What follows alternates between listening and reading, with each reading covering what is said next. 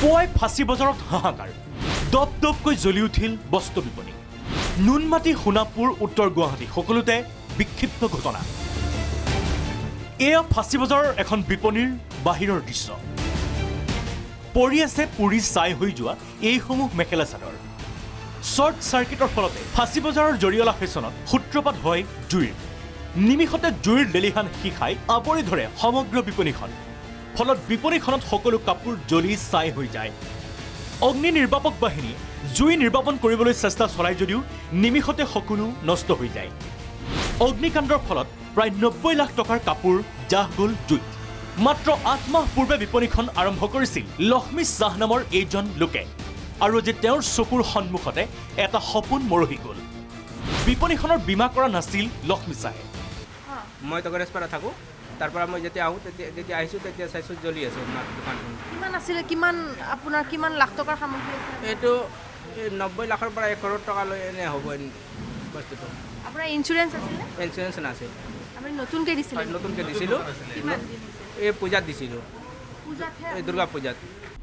ডিগাৰুৰ ঘগুৱা গাঁৱৰ সন্ধ্যা ডেকাৰ ঘৰত অগ্নিকাণ্ড চলিত সপ্তাহৰ দেওবাৰে বৰপুত্ৰৰ বিয়াৰ নিমন্ত্ৰণ কৰিবলৈ যোৱাৰ সময়তে শ্বৰ্ট চাৰ্কিটৰ ফলতেই সংঘটিত হয় অগ্নিকাণ্ডৰ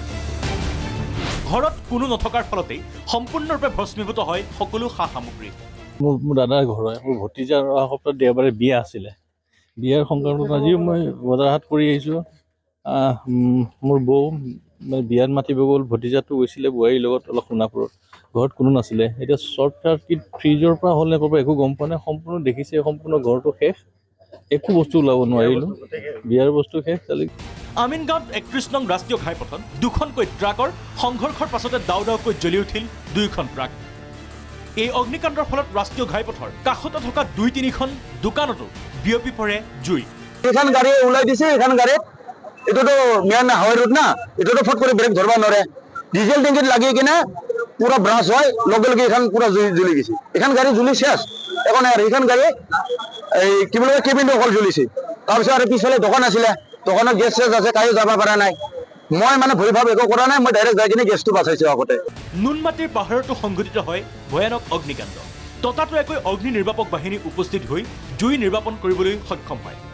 এইদৰে ৰাজ্যৰ কেইবাটাও স্থানত বিক্ষিপ্ত ঘটনা সংঘটিত হ'ল আজিৰ দিনটো ব্যুৰ' ৰিপৰ্ট প্ৰাগ